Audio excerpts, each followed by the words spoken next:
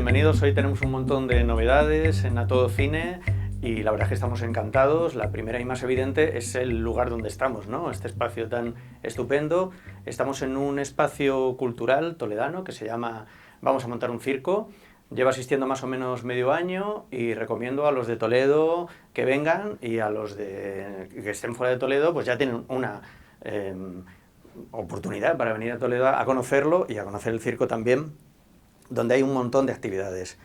Más novedades, tenemos también apoyo del diario.es, Castilla-La Mancha, fenomenal. Distinguido público que ha venido a vernos y que es una maravilla sentirnos tan arropados. Y además hoy somos tres personas en lugar de dos, hoy ya somos un trío y fenomenal. La verdad es que bueno, viejos conocidos además. Bensi fue la madrina en nuestro primer programa. ¿Qué tal, Bensi? Muy bien, muchas gracias por invitarme. Pues fenomenal, gracias a ti por venir. Venceslava Herrendo, que es periodista consolidada, toledana también, sí, desde hace muchos años. ¿Historiadora puede ser también? ¿Hiciste también...? Sí, hice estudios de historia también, sí. Estupendo, y seguro que nos vienes a iluminar un poquito, que a nosotros de lo de la historia, no sé tú, Alberto, ¿cómo lo tienes? Yo la mía conozco ya. Pues es suficiente, que es mucha. Bueno, Alberto Carpintero, también, qué bien tenerte aquí. Es un placer, hombre, muchas gracias por invitarme. Director, guionista, cineasta consumado, estoy ante dos grandes aficionados al cine. Consumado y consumido. O sea, ya bueno, estoy ya... Eso ya en intercambio de letras. Ya gasto para hacer bromas ya. Bueno, un placer, porque además eres tú precisamente la persona que has elegido la película de hoy, ¿verdad? Vamos a ver Walkabout, del año 1971, correcto. Película considerada de culto, no sé, ahora hablaremos de ello, realmente qué es esto de cine de culto, de un director que tampoco sé si sería de culto, hoy por hoy, ¿no? Nicolas Roeg. Sí, hombre, yo creo que sí. ¿Sí? Para determinado sector de público sí que le consideramos de culto o figura a tener en cuenta. Vamos. Claro, porque luego está esta cosa de los directores que a lo mejor en su momento no estaban demasiado valorados, pero luego con el tiempo se van revitalizando su figura y pasan de ser nombres secretos a nombres ya de repente redescubiertos con el tiempo. No sé si demasiado pronto, demasiado tarde. Pues Nicolas Roeg ha muerto hace 3 años más o menos, ¿no? Sí, antes de la pandemia, justo, creo que murió. Ya muy reconocido en la cinematografía británica, digamos que le ha puesto en su lugar, porque es un hombre que en su época sí que introdujo bastantes avances, ¿verdad? Bueno, sí, aquí tienes que hablar tú, porque tú has visto seguro que gran parte de su filmografía. Sí, yo lo que Pero que no es tan extensa, Alberto, no es tan extensa, es muy irregular también, es una filmografía muy extraña. Y por eso yo creo que también entra dentro del parámetro de culto, porque en realidad es que es muy imprevisible este hombre, ¿no? Desde hacer esta película que vamos a comentar, adaptar a Daphne du Maurier, o hacer una película infantil basada en un relato de Roald Dahl, Las brujas, ¿no? La maldición de las brujas, o incluso adaptar a Tennessee Williams para televisión. Es una cosa todo muy extraño, ¿no? Es extraño, pero tiene toda su coherencia. Luego hablaremos. Vale, hablaremos. ¿Sí? ¿Qué puntos en común ves tú? Porque es verdad que casi todas sus películas, para empezar, están basadas en novelas, la gran mayoría. Sí. ¿Verdad? Esta también, la que vamos a hablar hoy, Walkabout, sí, está basada en una novela de, atención, saco la chuleta, James Vance Marshall, un escritor que aquí yo creo que no tuvo demasiado... Por lo que he visto, la mayoría de sus novelas tienen que ver con la naturaleza y con el mundo salvaje, y esta no es una excepción, claro que sí, que tenemos que decir que es una película de producción y filmada en Australia. Lo que ya nos sitúa también en un terreno distinto al acostumbrado, ¿no? Teniendo en cuenta que Nicolas Roeg es británico, que previene además de ese swinging London tan efervescente, ¿no? De modernidad. Pero no sé si os ha pasado a vosotros cuando ves la película por primera vez y no conocéis al director, y parece que es australiano. Es que retrata muy bien. Es muy australiana la película, sí. ¿Verdad? Es muy australiana. Luego, si queréis, hablamos también del cine australiano, ¿no? No, pero es curioso la mirada, ¿no? Sí. ¿Es la mirada de un turista o es la mirada de alguien que conoce el terreno y conoce...? A mí me da la impresión de que es la mirada de alguien que conoce muy bien el terreno. Pero en realidad no sabe, o sea, creo que estuvo bastante tiempo localizando y tal, pero no sé hasta qué punto. Claro, pero es difícil llegar a ese... Yo, por lo que sé, la adaptación es algo libre respecto a la novela, no la hemos leído, ni siquiera sé si está traducida al español, no lo sé, pero creo que es una adaptación libre. A mí me gustaría empezar diciendo, también un poco para situar al personaje, a Nicolas Roeg, que bueno, él proviene, ya llevaba 2 décadas trabajando como director de fotografía, con una carrera ya además bastante consolidada, con grandes títulos. Los más conocidos probablemente sean Fahrenheit 451 de Truffaut, una película que comentamos también hace tiempo, Lejos del mundanal ruido. Sí. Digamos que él estaba trabajando con los directores que estaban proponiendo cosas en aquella época, ¿no? Y que en un determinado momento él siente ya la pulsión de pasar a dirigir. Y bueno, hace una primera película que codirige con otro director, la de Performance, ¿no? Que es una película que, bueno, de la que se habla porque el protagonista es Mick Jagger. Otra constante un poco de su cine es haber trabajado con grandes figuras musicales, ¿no? Sí. Hizo otra película con Recuerdo. Wolfgang Fulke, Wolfgang Fulke, sí. con David Bowie. Pero esta es su primera película en solitario. Que hay una cosa curiosa, que la primera película la codirige con otro que es también rarísima su filmografía, que es Donald Cammell. No sé si habéis visto alguna. Es un tío que también está considerado dentro del cine de culto, porque tiene un par de pelis que es un slasher que se llama El blanco en el ojo, el blanco en el ojo, o El blanco del ojo, que es una película rarísima sobre un psicópata, y otra que está muy bien realmente, esa sí que la recomiendo, que es la de Engendro mecánico, Demon Seed, que el título es horroroso, pero es una película que ha influido muchísimo porque es una casa robótica que vive Julie Christie en ella. Julie Christie, y se revela la casa, es como que toma conciencia y se enamora de ella. Y entonces, yo creo que he visto esa película de niño. Es una peli muy mítica, sí. y han hecho hasta parodia de Los Simpson y todo. Claro, totalmente. Y es una película terrorífica, y esa sí que es muy, muy buena. Ya. Pero que tiene un título horroroso. Bueno, no está mal. A mí yo la compro, con ese título me convences. Y es verdad que después de haber trabajado con estos directores, un poco que provienen de la modernidad, y sobre todo parece ser que el que le influjo realmente fue Richard Lester, ¿no? Con Petulia, que tiene también esa narrativa dispersa, un poco entrecortada, desordenada, sí, que él va a recuperar luego en su cine. En Walkabout se ve claramente, ¿no? Sí, que la narración no es lineal en el tiempo, dando saltos todo el rato al pasado, incluso a esas premoniciones, especie de premoniciones que hay hacia el futuro. Es muy interesante. Montajes en paralelo, ¿no? Y yo creo que un poco lo mantiene en su cine, ¿no? Eso. Ese tipo de montaje no lineal, con las premoniciones. Por lo menos al principio. Los flashbacks. Sí, bueno, incluso, pero las partes que también son como ensoñaciones, que no sabes muy bien si son realidad o no. A mí o sea, escenas como la de los meteorólogos, eso es rarísimo. Yo esas escenas me descolocan muchísimo. Yo no sé, o la de cuando encuentran el coche los aborígenes y está el otro como zombificado. Todas esas historias que no son ni el pasado ni el presente. No sé si está ocurriendo de verdad o es un sueño de ellos. Vale. ¿Sabes? Por situar un poco así al espectador, vamos a entrar primero un poco en el argumento, si te parece. ¿De qué va Walkabout, Bensi? Yo lo que voy a decir, lo mismo os quedáis todo muerto, claro, ¿qué está diciendo esta mujer? Claro.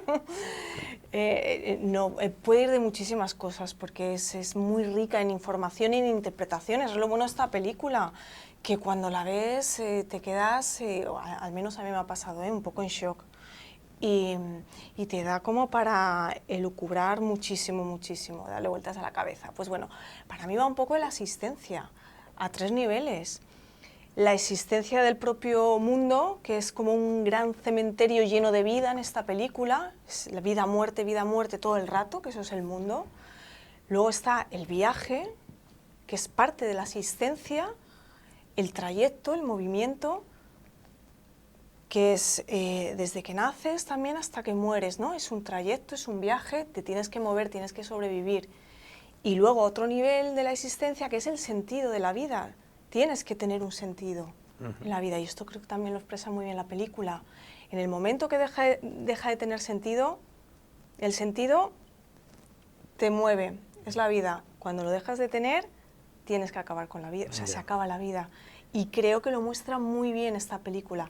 Esos 3 niveles, al final es la existencia, te lo pone de una manera muy cruda, ¿no? A través del viaje, es un viaje iniciático también, ¿no? De estos dos, los 3, porque son 3, 2 adolescentes y un niño pequeño, y es también pues, el viaje iniciático que hemos visto en tantas novelas, en tantas películas, pues, y yo creo que va un poquito de eso. Pero es verdad que ninguna de esas cosas son demasiado evidentes, es decir, que una cualidad a lo mejor que tiene Nicolas Roeg es el hecho de que no hace nada explícito, de que hace trabajar al espectador en cuanto a que él, aparentemente, tú puedes ver esta película como una historia muy sencilla, de 2 chicos que se pierden en el desierto después de una situación extrañísima, con un padre que primero intenta matarlos y luego se suicida, ¿no? Entendemos que es un ser alienado, Y luego estos chicos tienen que subsistir. Su vida ya no tiene sentido. Ha perdido sentido, se quita la vida. Ya. Nos podemos quedar con esta primera lectura de la película, súper sencilla, y toda una historia de supervivencia, hasta que en determinado momento se encuentran este chico aborigen, que es un poco este choque de civilizaciones, ¿no? Podría ser una película de aventuras, podría ser con algo de drama, en fin. Pero es verdad que luego están todos estos elementos que tú dices y muchos otros seguro, porque es la típica película que cada espectador también se la puede llevar a su terreno. Aparte, no hay diálogos, quiero decir, eso es muy interesante también en cuanto a la narración, al lenguaje cinematográfico que se desarrolla, que esto seguro que vosotros podéis hablar muchísimo mejor que yo, pero claro, al no haber diálogos, o sea, es que las interpretaciones que tú puedes hacer, esa falta de comunicación que hay entre los personajes, que se tienen que comunicar de otra forma, el propio director a la hora de narrar la película, visualmente, bueno, y apoyándose también mucho en la música, pues...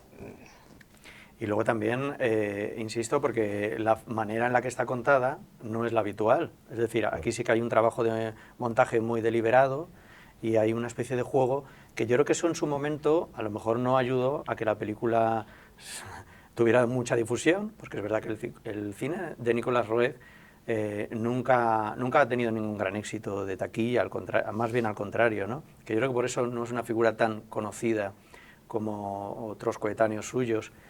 Y yo creo que también es un poco por estas decisiones al principio que tomaba en sus películas más experimentales, que luego, por lo que creo, fue abandonando al final para hacer un cine un poquito más convencional, ¿no? Pero digamos que estas primeras películas, que yo pienso que son las más interesantes, yo solo he visto 2 de ellas, la verdad. Y esta forma de narrar, que tú desde la dirección de cine, digamos, ¿cómo la describirías o qué te parece? Es que me parece como utilizar el medio del cine, o sea, realmente para mí es cine eso, o sea, es que no tener que reforzar en el diálogo. De hecho, a mí me parece una cosa muy curiosa, porque yo la he visto un montón de veces, es una de mis películas favoritas, y de las primeras veces que la vi, el diálogo del aborigen no estaba subtitulado. O sea, las últimas veces está subtitulado. Sabes lo que dice, pero en realidad no hace falta saber lo que dice. Sí, es necesario. Es interesante porque hasta qué punto interesan los diálogos. O sea, no, claro, son importantes. Te ponen porque ninguno de los tres, salvo los hermanos que se entienden, porque hablan el mismo idioma, claro, el inglés, pero entre ellos no se entienden. Entonces te puedes poner en el lado del aborigen, le entiendes perfectamente al aborigen, pero también a los ingleses. Hay una cosa curiosa respecto a eso del lenguaje, que también, que es que pasa el tiempo, pasa la película y los únicos que empiezan a entenderse un poco más son el niño y el aborigen. Se entienden bastante, aunque no, o sea, entienden, aparte de palabras y tal, sabe más o menos qué está expresando uno y qué está expresando el otro. En cambio ella permanece totalmente como si flotase alrededor, ¿sabes? En realidad eso no le interesa, o sea, le interesa llegar a la sociedad, a volver a la civilización. Para mí, es mi interpretación, lo que hablamos de interpretaciones. Pero, o sea, es curioso esto del lenguaje, ¿no? Que justo el ser más inocente, el niño... es que es el que más facilidad tiene para adaptarse, y eso lo hemos visto en muchas historias, es decir, las historias de los pequeños salvajes, ¿no?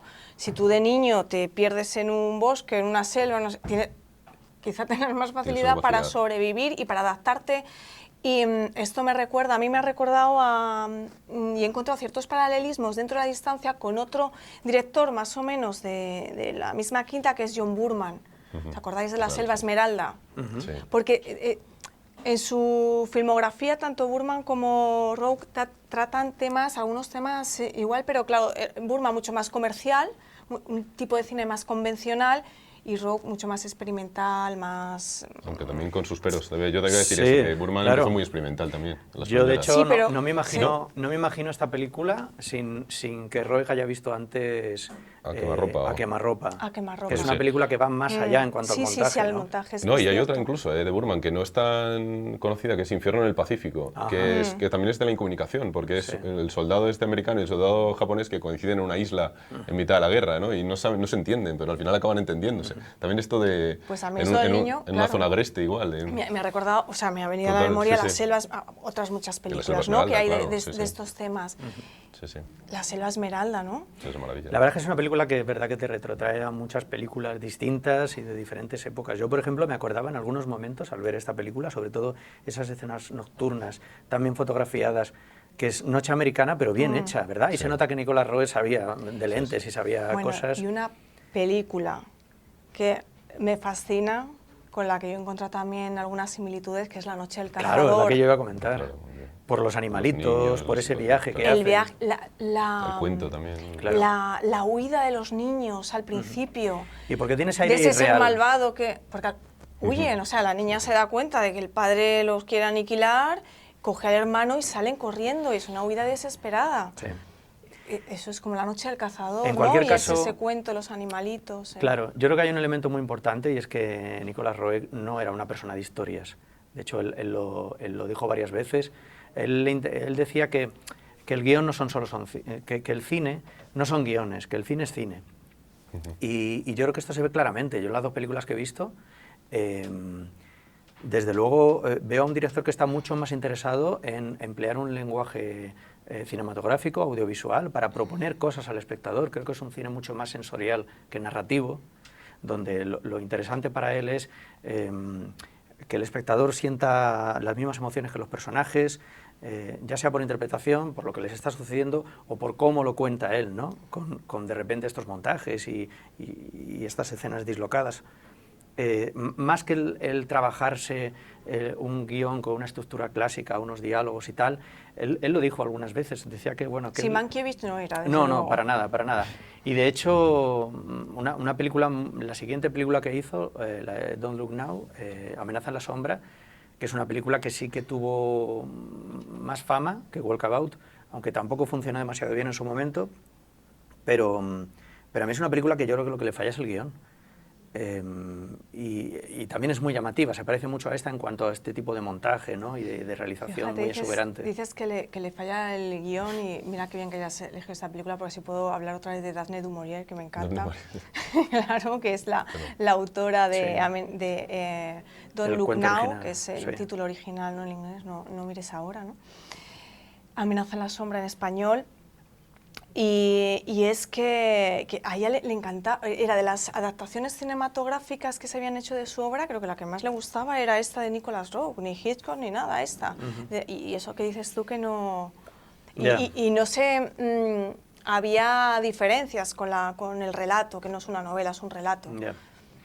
Lo que pasa es que ahí sí que tiene un amarre más narrativo, pero yo creo que por eso me parece que funciona mucho mejor Walkabout, que él está más suelto, más... De hecho, a veces parece un director de fotografía jugando con lentes y con juguetitos, ¿no? Porque utiliza un montón de trucos visuales, ¿no? A veces abusa demasiado de los zooms. Hay cosas interesantes, Los otras que no encadenados funcionan. también, muchos Por ejemplo, hay encadenados. momentos que han envejecido no demasiado bien, cuando el niño está viendo los camellos o dromedarios, no sé qué son, y de repente hay como una especie de fundido en el que se imagina a unos antiguos colonos. Otra ensoñación. Que, Sí, sí, los antiguos es un colonos, troco sí. un poco de cine mudo en realidad, Sí, pero sí. eso visto ahora dices, uy, esto ha envejecido. Pero bueno, pero es como lo de, Un poco mal. como lo de los encadenados, esos que son como pasando páginas de un libro.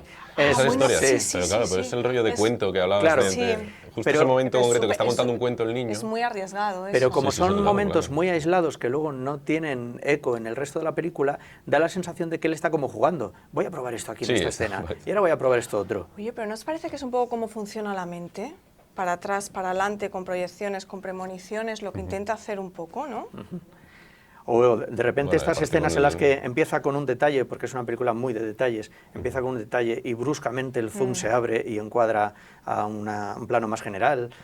Hay veces que sí, a lo mejor sí tiene que ver con una situación de personajes en un espacio, ¿vale?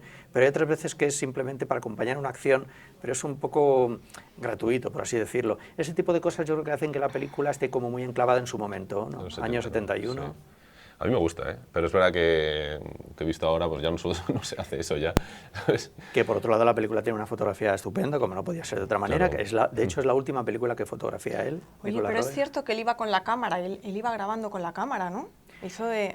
Bueno, no sé superador. si él era el camarógrafo realmente, porque además tenía que ocuparse el niño pequeño, su de hijo. su hijo, sí. Ujú. Es verdad que es una película que son pocos personajes, luz natural, a lo mejor no tiene la complejidad de otros rodajes, pero es un rodaje, claro, muy expuesto, muy duro, porque tú fíjate con esas temperaturas, ¿no? En un lugar Claro, duro. lo más ya de por difícil sí. es eso, el manejo de la cámara, puede que sí. Entonces el manejo Con de emulsiones, actores, de lentes y tal, más que claro, de actores que tampoco eran saber. profesionales. Bueno, Sí, ella, Jenny Glutter... sí, ya había hecho Glutter, no. Agutter. Agutter. Agutter. Gluten, ahí como- que- Jenny Agutter, que ya tenía, a pesar de lo joven que es, ya tenía un recorrido detrás. Sí. Pero bueno, que no deja de ser una chica que está dando sus primeros pasos todavía. Y no se alucina el niño, o sea, el niño que es su hijo, pero creo que hace un papelón. O sea, Mira, como al momento que está John contando- Burman en La Selva Esmeralda, que también el protagonista es el hijo del director, el niño. ¿Ah, Es sí? que se puede Bueno, hacer el un niño, el ciclo de... jovencito, en el el principio, jovencito, vale. sí. Hay muchos, es hijo de hay muchos John ejemplos Burman. en Sí, la sí. historia del Pero cine. en este está especialmente bien, para mi gusto, Sí, vamos. está En el momento sí. que le está contando una historia, estás muy bien. No, pero yo me quiero, tal. Está Está fantástico, muy bien. vamos. Que este chico, que ya no es tan pequeñito, claro, ya es un señor, pero ha trabajado durante toda su vida como productor de cine. Es productor, sí, sí. Y la actriz todavía sigue trabajando, es una persona ya Y de David, cierta hombre, edad. aborigen. David, también. sí, el apellido que no, con muchas L's. Gulpilil, ¿no? Gulpilil, Es que, sí, de sí, hecho está sí. mal escrito en los títulos de crédito, el Sí. apellido, porque pone Gumpilil o algo así, y es con solo L's. Pues, Es que es un aborigen de verdad. Que murió el año pasado. y Murió- siguió- pues sí. he dicho que sí, pues bueno, Vaya. sí, fue, pues Sí, mira. murió el año Déjense en paz, pasado. le dedicamos el programa. Que es el si típico os parece. aborigen que hablamos justo antes, que sale en todas las películas, en Cocodrilo Dundee, en todas. Todas las películas que sale aborigen es De él. profesión, aborigen de cine, Es ¿no? aborigen de cine. Ya. Pero claro, es que era un aborigen auténtico, ¿no? El hombre que decías que no sabía Sí. hablar ni inglés cuando le conocieron, ¿no? Este es como el indio este de la de Bailando con Lobos, no Era recuerdo el era nombre, bailarín, que siempre o sea, sale en todas las trabajaba. películas. El, Sí. el indio este, ya, West Studio, uno de estos, ¿no? Que son el típico indio de todas las pelis, ¿no? Sí. Sí, el indio americano. Bueno, en cualquier caso es una película minimalista, vista en cuanto a elementos que contiene la película, pero es verdad que él se encarga de que sea muy rica en cuanto a establecer este lenguaje, cómo cuenta él las cosas, ¿no? Con muchos planos y con un lenguaje muy rico. Por lo menos cinematográficamente, que luego ya la historia, bueno, pues sí, le puede sacar un millón de interpretaciones, algunas un poco más forzadas y otras menos. Yo me imagino que también al director, a Nicolas Roeg, le haría gracia también algunas de estas interpretaciones que a posteriori se han hecho, porque no sé si realmente era su intención esa, o ya son, bueno, son cosas que luego ya nos ponemos a elucubrar y sacamos, ¿no? Por ejemplo, hay una muy interesante que a mí me gustaba. Aparte de que para mí la película tiene una filosofía, es un poco el discurso de Rousseau, ¿no? De esto de contraponer la civilización con este estadio ideal de la naturaleza y cómo la civilización pervierte a las personas. La película va siguiendo eso casi punto por punto, ¿no?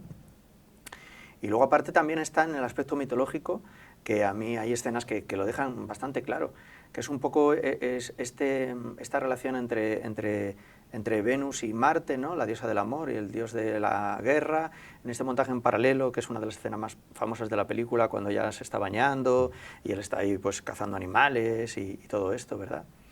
Bueno, yo no sé si Roeg esto le parecería bien o no, o qué, supongo que sí. Pero como decías antes, Bensi, son un poco interpretaciones que, bueno, a posteriori podemos hacer y le podemos sacar un poquito más de jugo, de miga a la Hombre, película. tiene sentido, ¿no? Dentro Sí. de que...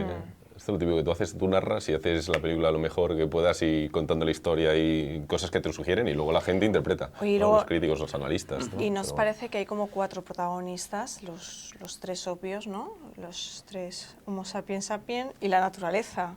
Claro. O sea, todo el entorno natural, Sí. todo...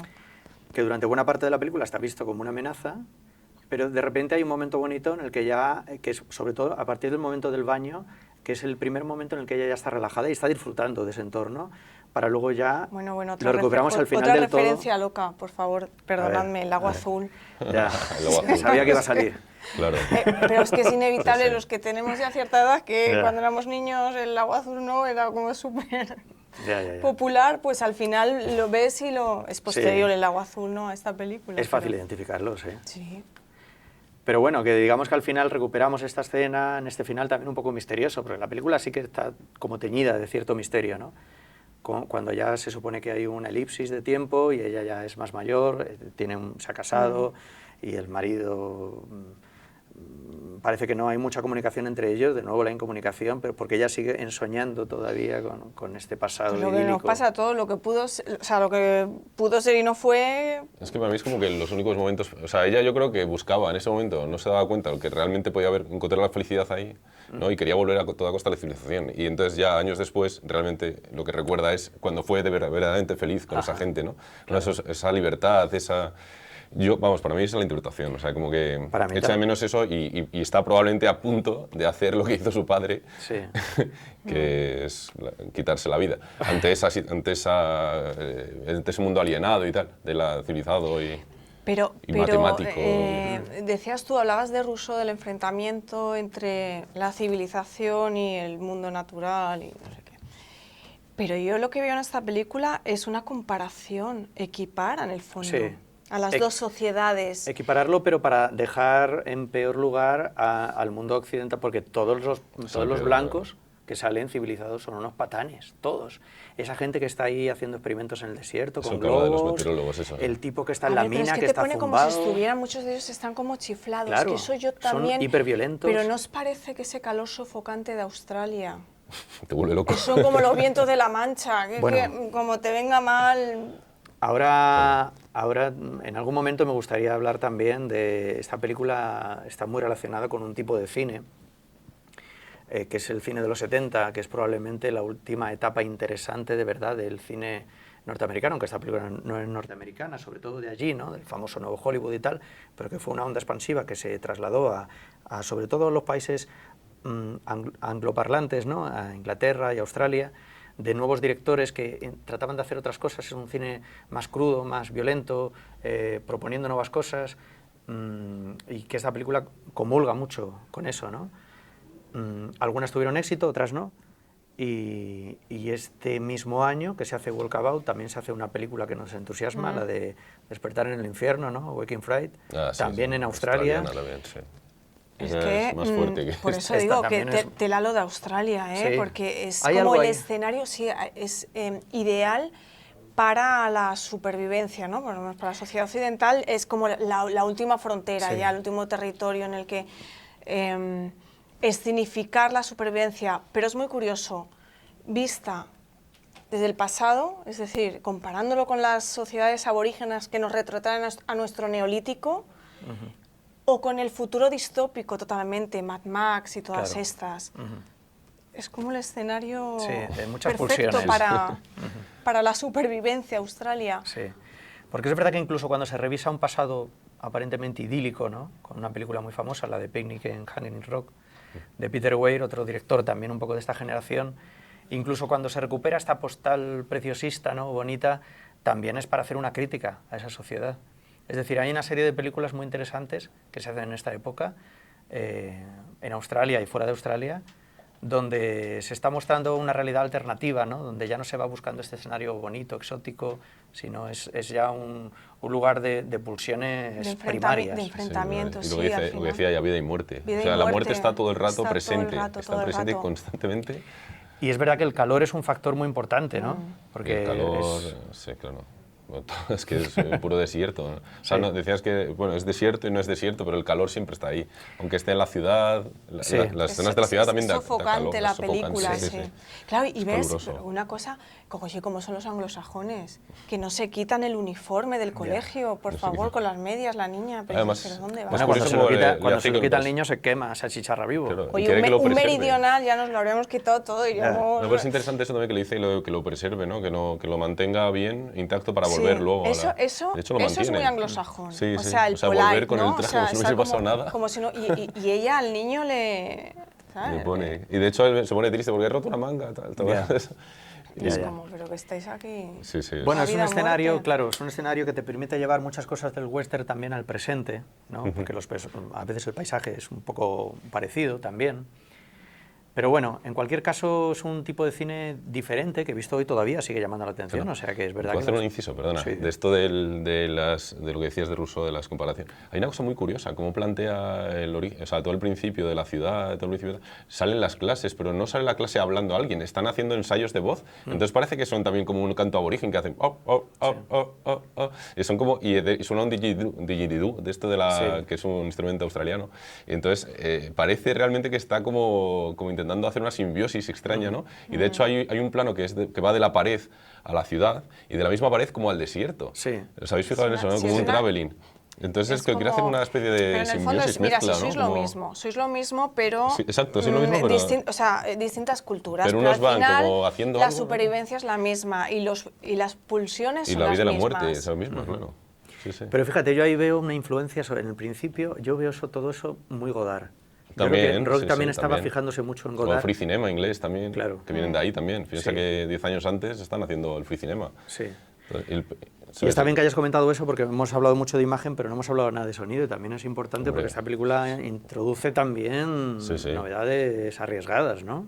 Es que también de montaje sonido es súper abstracta y bueno, experimental sobre todo, ¿no? Y es interesantísimo cómo va mezclando diferentes ruidos con la banda sonora, con canciones infantiles, con John Barry.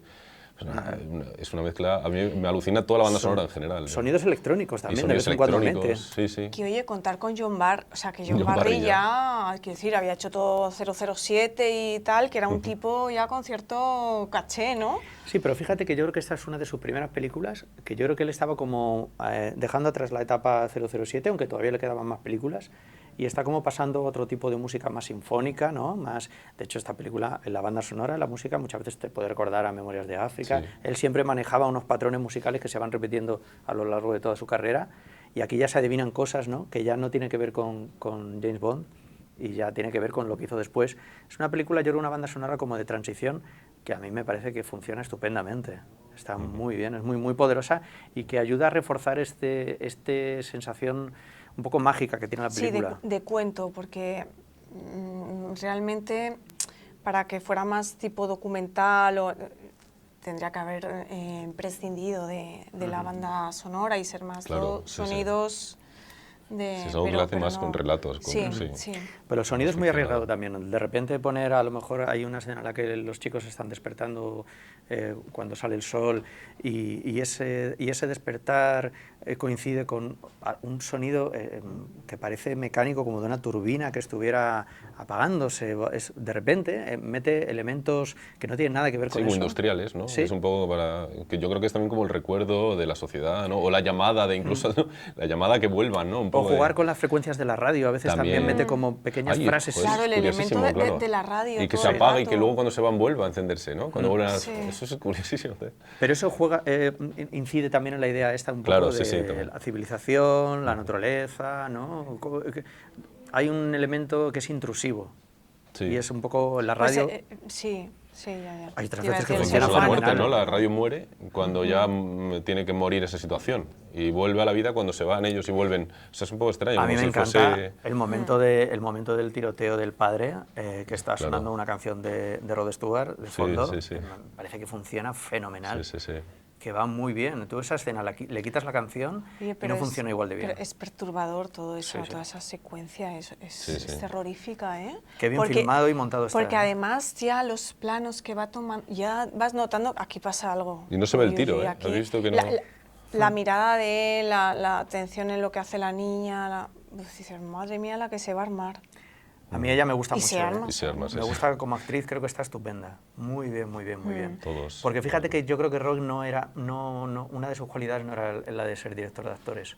Y yo lo vi repasando la de Amenaza en la sombra, Hombre, claro. que tiene Mick Jagger, David Bowie. No, Donald Sutherland y Julie Y Christie, Julie Christie, sí. que son dos buenos actores, pero creo que no están del todo bien dirigidos. O sea, creo que tampoco era una de sus grandes dotes. Pero yo creo que esta chica está maravillosa en la película. Yo creo que todos, porque el niño, incluso el padre, Me Sí, parece lo que que es un pasa que actor el mítico niño, australiano. claro, ¿hasta qué punto, esto siempre es el debate, ¿no? Que se tiene la polémica con los rodajes, ¿hasta qué punto tú puedes dirigir a un niño o creas un clima para que el niño haga ciertas Pero eso cosas? es dirección de actores también, tío. Ya, Es que, ya. claro, está incluido. Ya. Es que a veces no es indicar qué hacer, sino crear ese Que es algo ese que tú puedes momento. hacer también con tu hijo, a lo mejor. Claro, claro, pero es muy complicado. Es que Ya. un niño y en el desierto, piénsalo, Ya. es que esas situaciones, pasar sed de verdad, ¿sabes? O llenarle de Pero mierda. ¿tú crees hablando que le mal. hizo Sí, sí, sí. pasarse de verdad? Hombre, pero con el calor, esto, aunque pares y tal, de hacer una toma larga, Y decir, vestido venga, así, vuelvo a hacer, ¿eh? o tírate por la ladera, ¿sabes? Como, bueno, Ya, el niño ya. puede decir, no. Ya. Es muy complicado dirigir niños, mira lo que decía Hitchcock, ¿no? De niños Sí, y perros, y ¿no? perros. Que no... Sí. Pues esta Pero- chica, que tengo muchos problemas siempre para... Jenny. Jenny Jenny Agutter. Llámala Jenny y ya está. Jenny. La Jenny. Nuestra amiga Jenny tenía... No es que tuviera muchos recursos, porque hemos comentado que la vimos también en su película, su título, uno de los más conocidos es La Qué fuga va, de qué va, Logan, La ¿no? fuga de Logan. Película discutible. Y ella no está de premio, por así decirlo. Pero no tuvo una carrera trufada de grandes títulos que tú puedas identificarla como, esta es la actriz de tal, la de cual, pero en esta película está muy bien. Yo creo que es más porque es la fisicidad que tiene ella, que está muy metida en el personaje en cuanto a miradas, porque efectivamente no son los diálogos. La Es más, expresión corporal, las eso miradas, es, sí. reacciones, miradas, tiene una voz que a mí me hipnotiza. Me parece que está muy bien, y que este es su papel, desde luego, el de esta película. Aunque hay cosas que, ese maquillaje que le ponen cuando está quemada, ha envejecido un poco mal eso. Es que pasa. Pero bueno. Claro. No, la película desde luego tiene muchas virtudes, hemos comentado a nivel artístico, a nivel técnico, a nivel filosófico, a nivel argumental. ¿Se os ocurre algo que pudiéramos comentar más que no se haya quedado en el tintero? Yo quería decirlo de... Es que es curioso porque el actor ese el que hace de padre... Sí. Es un actor muy mítico y no sé si os acordáis que Cocodrilo Dundee, que es una película que la gente, bueno, es una peli ligera, ¿no? De los 80, pero curiosamente sale ese hombre, es el amigo del protagonista, de Paul Hogan, es un cazador de cocodrilos, que claro, es australiano, ¿verdad? Y sale también el aborigen, que es amigo también de... Sí. Entonces sale como medio reparto, porque realmente, literalmente medio. Es que, Vaya reencuentro, ¿no? sí, claro, pero es una película que también juega con eso, los choques de culturas, claro, llevando el humor, pero Claro. con ciertas cosas que a ver, porque es una comedia, pero están realmente muy bien. O sea, desde aquí mi reivindicación a Cocodrilo Dundee. Claro, yo creo Dentro que de es un programa culto. mi opinión es que es un remake encubierto de Tarzán en Nueva York. En la de Cocodrilo, sí, Sí. o el Indio en París, todas estas de Claro. igual, de todas. O sea, o incluso la Selva Esmeraldas, y Sí. todas son... Eso de sacar, descontextualizar, es que es una El cosa que me salvaje, alucina. llevarlo a un... Esto es al revés, Walkabout es al revés, es llevar a Sí. dos personas civilizadas a un terreno agreste y no para vivir. Y lo otro es lo contrario, ¿no? Llevar un indio, llevar un africano, llevar a alguien a la ciudad, ¿no? A ver qué hace, ¿no? O un cazador de cocodrilos que lo único que ha visto es su pueblo y... A mí me planteó David una cosa, a ver a ti qué te parece, que tú pensabas que la película estaba desde el punto de vista, enfocada desde De el punto de ella. vista de ella. Yo no lo veía así, ¿eh? No sé a ti qué te parece. Yo creo que, o sea, yo me puse en todo, hasta en el niño, ¿sabes? En el aborigen, ella, el niño. O sea, Sí, creo que retrata un poco el punto de vista de todos del aborigen también, ¿eh? Pero me pareció curioso que a ti Yo te que sí. pareciera que Más. está vista desde el punto de vista de Bueno, la al de acabar la con chica. ella y al darle importancia al principio a ella también, pero yo creo que va cambiando, ¿no? Yo creo que es una decisión, primero, de puesta en escena, porque muchas de las escenas las está contando ella desde su mirada. Es decir, hay muy pocas escenas en las que no esté ella. Bueno, en realidad en casi todas están los dos hermanos. Y luego además en cuanto a narración también, porque yo creo que lo que sentimos nosotros como espectadores, que puede ser desconcierto, miedo, preocupación, peligro, alegría, es un poco lo que está sintiendo ella también. Yo creo que ella es como el medium, ¿no? Ese nexo que se establece con el público, lo ejercita ella, pero es mi impresión. Claro, a mí no Claro. me pasó, a mí no me ocurrió eso. Había momentos que me ponía en la mente de ella, pero otras veces lo veía desde el punto de vista del aborigen, o sea, estaba viendo cómo estaba cuando quería comunicarse y no podía. Creo que el director también retrata muy bien la mirada de él, ¿no? Sí. Hacia ella, hacia el niño, hacia su extrañeza también ante ellos, esa imposibilidad de comunicarse. Bueno, la danza final, que se podría hablar muchísimo de esa danza, ¿no? Y de lo que significa. Entonces, claro, me resultó curioso Sí, que yo creo que va no... cambiando, ¿eh? Porque luego también la secuencia de la selva que decíamos, de lo que decía del paso de páginas, yo creo que es desde el punto de vista del niño. Porque Pues yo, además que está fíjate, contando la historia a Es él. como yo creo que una hay el aventura, punto de... ¿no? Como Sí, como si fuese, además llevan una sombrilla, es como si fuese una aventura colonialista, ¿no? De esta Sí, porque yo él se qué lo sé. toma como un juego un poco, ¿no? Sí, vamos por aquí, parece otra Yo historia. creo que como ahí si el no- punto de vista es del director. Así, hay momentos en los que la película se sale fuera. Ya, Es directamente, Roeg, se nota sí, que está también. Roeg ahí contándonos una historia. Y esta escena para mí es paradigmática. Oye, Sobre todo porque utiliza el truquito también de las páginas, ¿no? y el tema de la caza, Eso es fuerte, sí, eso. las matanzas para comer, ¿no? En principio. ¿Cómo se contrapone que también juega en el montaje con las escenas en las que el chico está cazando animales, golpeándolos y tal, con sus herramientas de cazar, y de repente te mete escenas de un carnicero Claro, cortando la carne Pero en una carnicería? tú cuando ves al aborigen con el cinturón, con los lagartos Lleno de colgando, moscas. con la boca llena de moscas y tal, que es como, ¡ugh! ¡Qué horror! Y luego te pone la escena ¿no? Claro. del matadero y no sé qué, y Para dices, pero igualar. sí es lo mismo. Sí. Pero claro, es la... Hombre, pero sí que hay una crítica, yo creo que más al blanco occidental, digamos, en el sentido de, por ejemplo, de cuando van estos cafres al final que empiezan Claro, a tirar es la desde el escena coche esa. y dejan ahí todos los Que se cadáveres. asusta él, ¿no? Y se cae del Sí. sol la primera vez que se asusta. Claro. No es animal y es Porque un coche, el animal. Sí, porque el no es aborigen para- caza con un sentido y es seguir Supervivencia. subsistiendo, ¿no? Comer. Sí, sí. De hecho, siempre vemos que luego hay una hoguera, un fuego, están cocinando. Sin embargo, estos cazadores, pues, se lían a el tiros con placer, todo, ¿no? Sí. claro. Sí, ahí puede que haya una especie de crítica, aunque yo también Hombre. veía eso que equiparaban un poco las dos sociedades, quiero decir, uno Claro. mata de una manera para comer y el otro de otra, pero al final es... Pero lo que está planteando el director es, bueno, ¿quién es el salvaje de los dos? Que de hecho Porque se pone uno triste, por lo el menos- aborigen. Hay un momento que Claro. cuando está viendo Sí, a los otros que por- matan y matan y porque matan... no se comprende, queda- claro, no lo Se queda como comprende. triste y Y es se el- va triste. Porque no ya, tiene bueno. sentido para Claro. él, claro. Y es el detonante, es lo que realmente le hace madurar, ¿no? Este walkabout del que se habla en la película, que es este camino de madurez que él tiene que atravesar durante X meses, él solo, valiéndose por sí mismo, hasta que ya al final, digamos que ha encontrado un nido donde poder formar una familia, pararse con la chica y tal y cual. Digamos que ya termina el recorrido. Y lo que le hace despertar, de repente se pinta, tiene esa apertura de ojos, es esa escena tremenda con todos los huesos, ¿no? Los animales muertos y tal.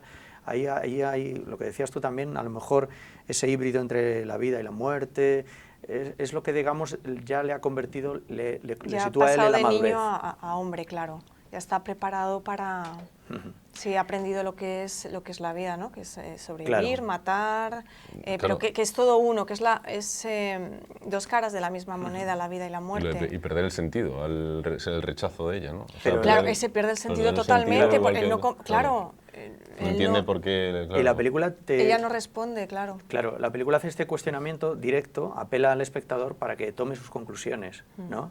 Que una cosa que me molesta mucho del cine actual es que todo tiene que estar como demasiado masticado y demasiado explicado. Sí, hablado, Por eso ¿no? las películas son tan largas, ¿no? Cada vez más. Pero aquí digamos que hay una confianza en la inteligencia del espectador y no es necesario todas estas explicaciones porque ya queda claro en la puesta en escena, en la imagen, en el montaje, ¿no? En lo que es el lenguaje del cine puro y duro. Sí, aunque luego tú puedas tener tus propias conclusiones. Oye, y una cosa que me llama también la atención, cómo el niño es el que mejor aprende la lección de todo esto, porque cuando es el que le comunica a la hermana, está muerto, pero con mucha naturalidad. Está O muerto, sea, ha porque le he aceptado dado ya mi la navaja y muerte. no la ha Sí, querido. Claro. está Además, muerto, pero él lo tiene una dice con lógica ningún como de- dramatismo. Sí, sí, como de él, dices que le ha ofrecido la navaja y no la ha cogido. Ya. O sea, es como que no ha aceptado el regalo, entonces es como Claro. ya está muerto. Él también ha atravesado su proceso de madurez, los tres personajes, ¿no? Sí, Al fin y sí. al cabo. Ya, No, joder. la verdad es que la película... en Bueno, ese- y de hecho dice, perdona, Sí. dice, papá se ha pegado un tiro, ¿no? Papá amor. Y al final, como que Sí. se ha dado cuenta, él ha tenido, Él ya se él ha ha dado tenido la cuenta. madurez, sí, Hombre, el viaje. y el paralelismo Él lo ha entendido. del cadáver del padre encima del árbol sí. y al final acaba él también encima de un árbol, el Sí. árbol de la vida. Hay un juego de simbologías Sí. en todo momento, ¿no? Algunas veces muy justificado, otras veces, bueno, se nota que Roeg estaba ahí también, como decíamos antes, jugando un poco, ¿no? Probando cosas.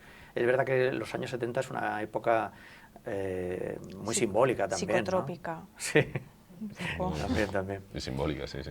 O sea, buscar ahí todos significados.